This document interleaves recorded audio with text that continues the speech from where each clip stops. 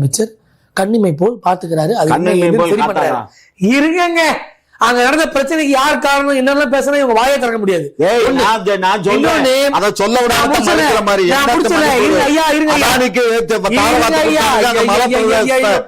மலையில இருக்கக்கூடிய அந்த மலைவாழ் மக்கள் வந்து அதை கொடுக்க கூடாதுங்கிறதா போராட்டம்.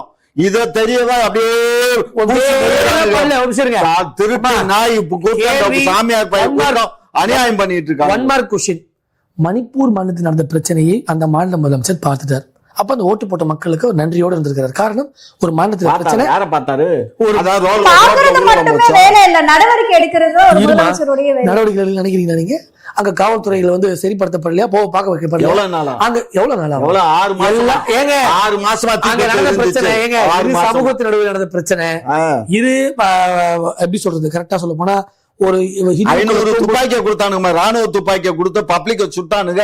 இதெல்லாம் போட்டு சுப்ரீம் கோர்ட்ல இப்படி ஜட்ஜா பேச விட மாட்டாங்க.